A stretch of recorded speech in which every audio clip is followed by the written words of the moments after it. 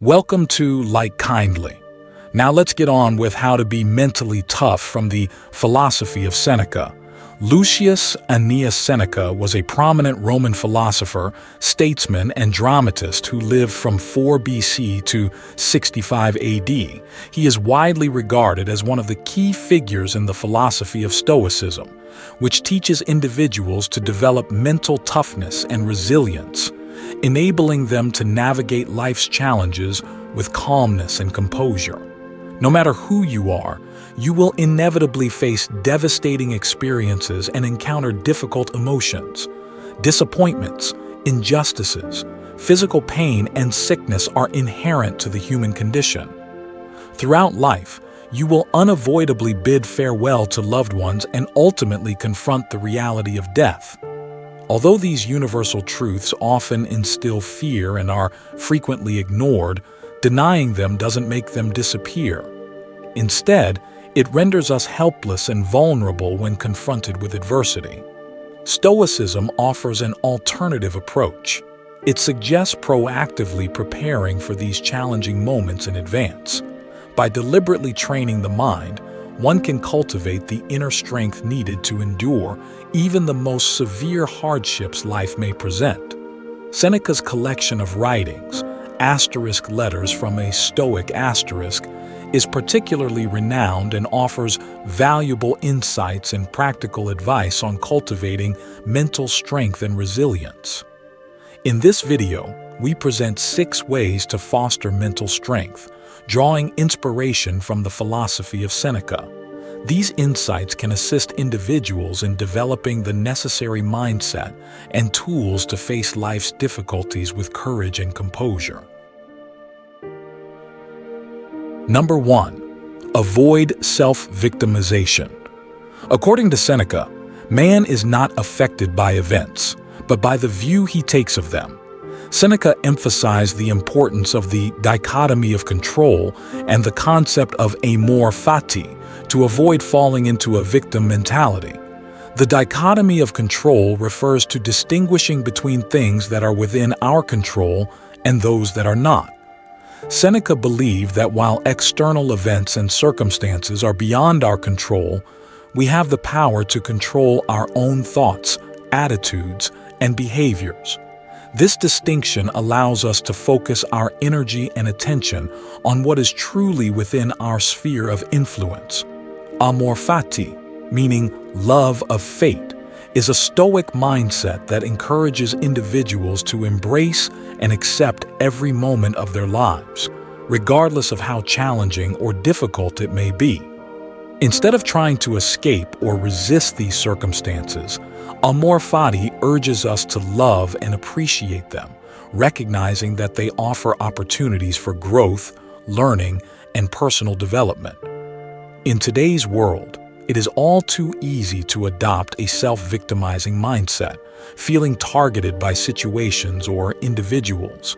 Assigning negative meanings to people's responses or inconvenient situations can plunge us into a downward spiral of self-pity.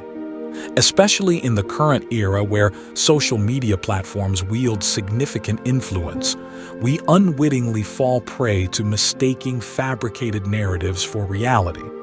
By confusing social media with actuality, we run the risk of comparing ourselves to these fictionalized portrayals, which can foster self-doubt and a sense of victimization. To illustrate Seneca's teachings, let's consider an example.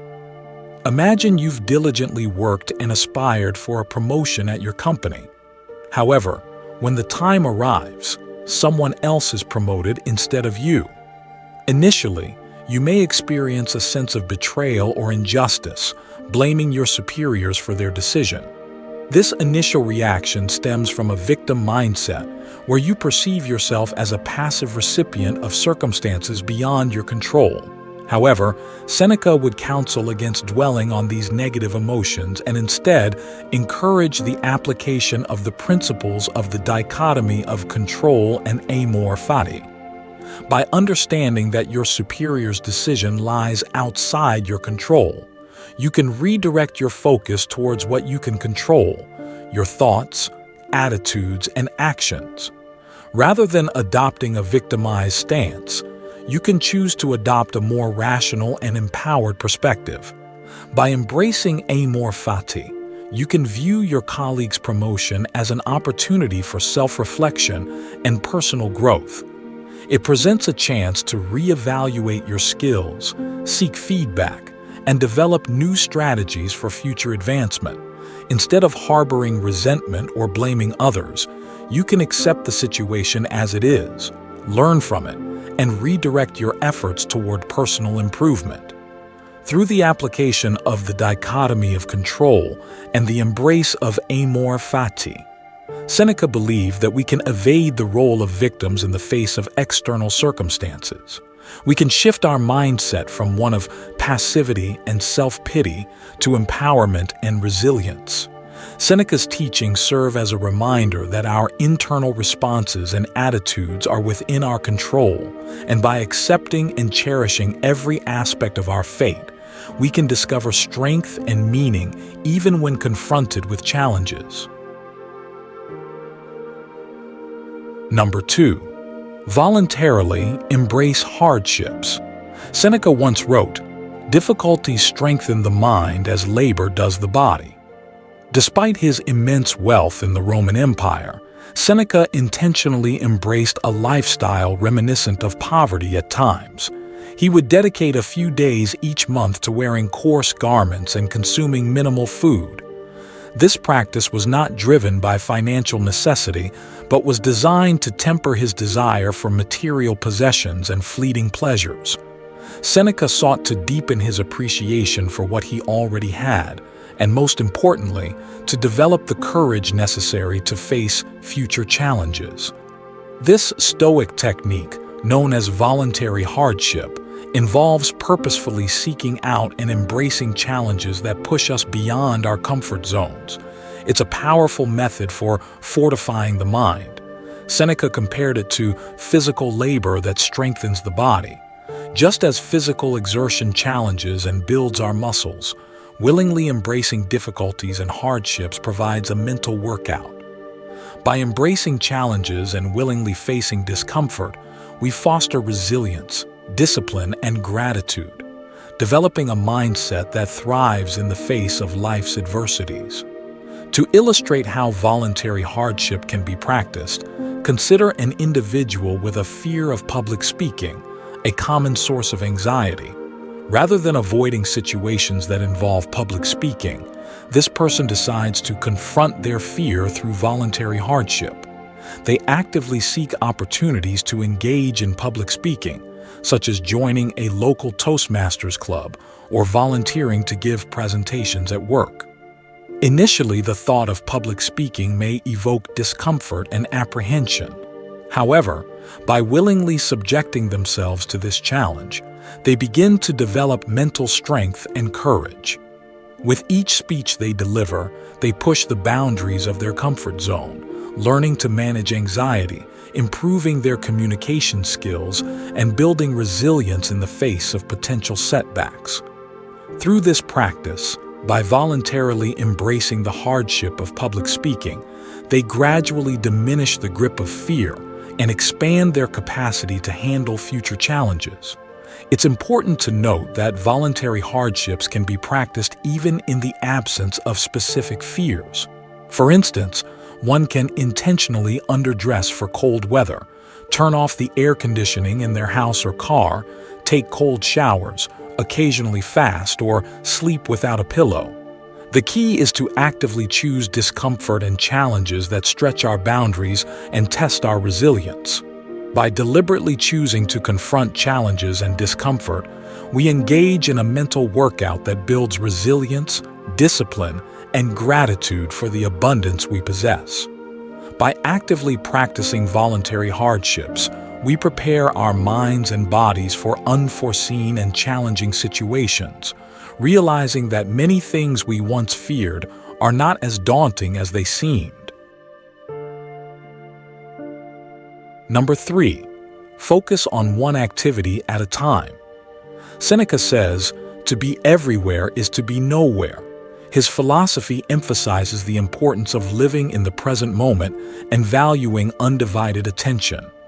Being everywhere refers to the state of continuously diverting one's mind, which prevents us from fully engaging with and experiencing our current circumstances. This fragmented focus leads to a sense of detachment and inhibits genuine connection.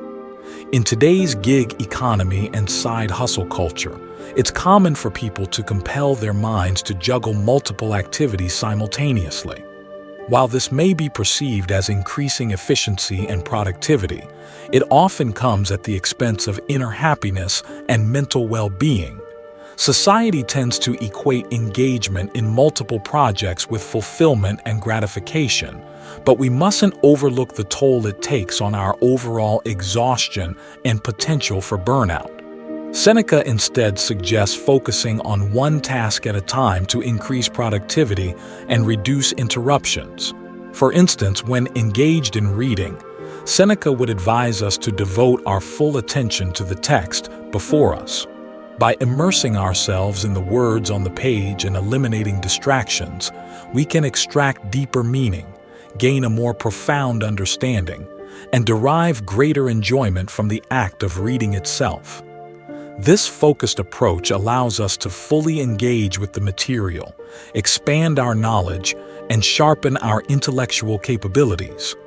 Similarly, in our daily lives, Seneca would encourage us to concentrate on the task at hand, whether that's work, studying, or engaging in a conversation. By giving our undivided attention to each task, we can achieve higher quality, productivity, and fulfillment. This intentional focus allows us to avoid the pitfalls of multitasking and scattered attention, enabling significant progress and excellence in our pursuits. Seneca placed great importance on time management. He believed that time is a precious resource and that how we use it determines the quality of our existence. So focusing on one task at a time is essential for effective time management. He recognized that attempting to juggle multiple tasks simultaneously leads to inefficiency and a lack of productivity. When we allow ourselves to be pulled in multiple directions, our ability to be fully present is compromised. So Seneca instead urges us to declutter our minds and dedicate our attention to the task at hand. In doing so, we improve our mental health as it conserves energy, boosts our productivity, helps us manage our time better, and strengthens our resilience against distractions. By practicing this principle, we develop greater focus and a more profound connection to the present moment. Number 4. Stay prepared to quote Seneca. Rehearse them in your mind. Exile, torture, war, shipwreck. All the terms of our human lot should be before our eyes. Seneca frequently discussed the concept that everything in life is borrowed, encompassing our possessions, relationships, and even our physical bodies. Recognizing this truth allows us to reduce our attachment to external things and concentrate more on the present moment. For instance, let's envision a scenario where you possess a beautiful house that holds great significance for you. By meditating on the fact that this dwelling is borrowed and could be potentially lost or destroyed, you can detach yourself from material possessions and discover contentment in the present. Instead of constantly striving for more or worrying about the potential loss of what you have, this practice of negative visualization, which Seneca emphasized, aids in cultivating mental strength and resilience. Negative visualization involves purposefully contemplating and imagining worst-case scenarios or envisioning the loss of something dear to us. By engaging in this exercise, we not only foster gratitude for our current possessions, but also mentally and emotionally prepare ourselves for the adversities that life may present. Consider, for instance, a valuable piece of jewelry with deep sentimental value. To engage in negative visualization, take a moment to imagine the possibility of losing or parting ways with that item. Envision scenarios where you misplace it, it gets stolen, or you must willingly give it away. As you vividly picture these situations, allow yourself to experience the associated emotions and reflect on a life without that possession. Furthermore, negative visualization can be applied to various aspects of life, including relationships, health, professional success, and so on. For instance, you can contemplate the potential strain in a beloved relationship, the challenges of dealing with a health issue, or the setbacks and failures you may encounter in your career. By dedicating 5 to 10 minutes each morning to reflect on these worst-case scenarios, you can incorporate this practice into your routine. You can also use negative visualization to confront your own mortality.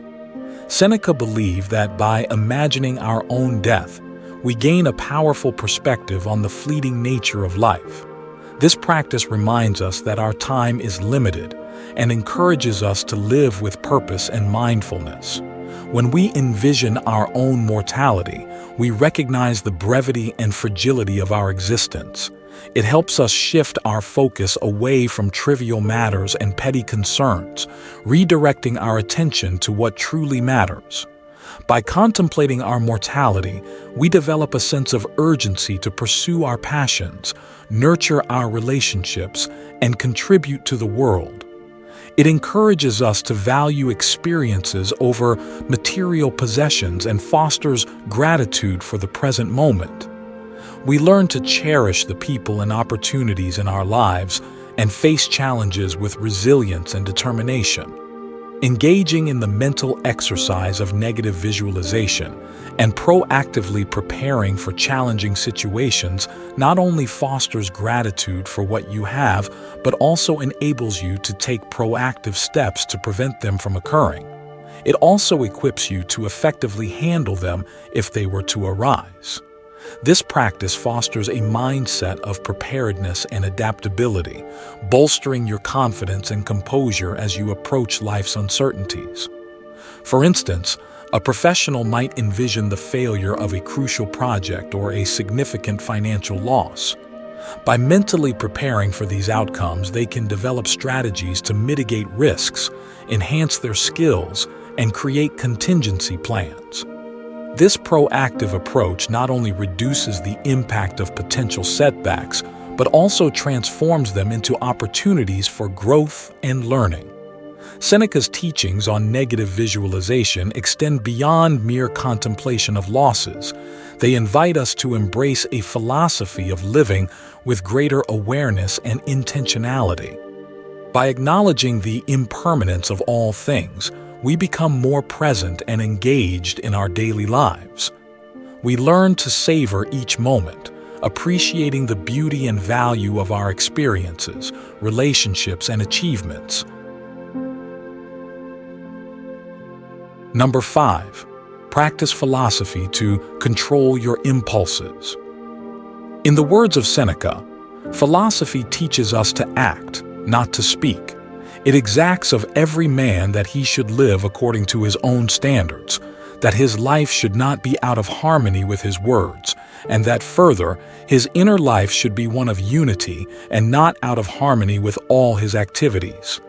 Seneca advised against excessive indulgence in impulsive desires as he considered them to be potential pitfalls for moral weakness. He believed that submitting to unchecked impulses could lead to harmful behavior, unethical actions, and a loss of self-control. Among all the impulses, Seneca considered anger to be the most destructive and harmful to our well-being. He believed that anger arises from our inability to control or accept certain situations or events. Seneca believed anger to be temporary madness that affects our sanity, and acting on anger can have a prolonged effect not just on the people but their surroundings as well. The destructive and irreversible actions driven by fury can sometimes lead to permanent damage. Say, for instance, you've been relentlessly working on a product line of very high quality, yet your superior rejects them all for reasons you think are petty. This makes you extremely angry, leading to an unpleasant altercation between you and your superior. While you may think your emotion of anger is completely justified, the action taken could result in some unfortunate consequences. Once you've made a decision and acted on it while flooded with fury, you may not be able to undo it. Furthermore, we often carry anger or frustration from one area of our lives into others, compounding that negative impact. We have the power to shift our mindset and choose healthier approaches for managing overwhelming emotions. Seneca, in his book Letters from a Stoic, emphasizes the transformative effects of learning philosophy. He highlights that philosophy invites us to embrace a simpler way of living in harmony with reason and nature. It provides practical methods for navigating life with a calm and composed state of mind. Seneca teaches that philosophy can assist us in cultivating self-control and developing introspection. By practicing self-control, we enhance our ability to refrain from irrational behaviors. Simultaneously, by engaging in introspection, we carefully examine the worthiness of our impulses. This allows us to make conscious choices rather than being solely driven by the impulsive urge of anger. An anecdote involving Seneca and Emperor Nero illustrates the correlation between philosophy and its advantageous effect on regulating impulses. As the story goes, Nero once became frustrated with a servant who spilled some food on him. In a fit of anger, Nero ordered the servant to be severely punished. Upon witnessing this outburst, Seneca intervened and used the opportunity to impart a valuable lesson. He urged Nero to reflect on his actions and consider whether his response was in line with the teachings of philosophy. Seneca reminded Nero of the Stoic principle of self-control and advised him to temper his emotions and exercise restraint in his exercise of power. This incident clearly indicates Seneca's ability to use real-life situations to teach philosophical concepts and guide his student towards a more virtuous path. From this account, we grasp the profound importance of philosophy in freeing ourselves from the shackles of anger and unrestrained emotions. Seneca's teachings provide invaluable guidance for navigating life with a calm and rational mind. By embracing philosophy, we gain the tools necessary to lead a more virtuous and fulfilled life. Through philosophy, we learn to act in harmony with our words and thoughts, fostering a state of inner peace and coherence. We become better equipped to handle life's challenges with grace and composure, ultimately achieving a higher state of well-being and moral integrity. Number 6. Spend time in solitude. In our final quote from Seneca for this video, he says, "Retire into yourself as much as possible." Seneca highlights the importance of spending time in solitude as a means to strengthen oneself mentally. Seneca believed that by withdrawing from external distractions and immersing oneself in solitude, individuals can engage in introspection, self-reflection, and personal growth. It's in solitude that we have the opportunity to confront our thoughts, emotions, and inner struggles, fostering self-awareness and clarity. To practice solitude, one can carve out dedicated time for oneself regularly. This can involve engaging in activities that promote introspection and self-reflection, such as journaling, meditation, or simply taking long walks in nature.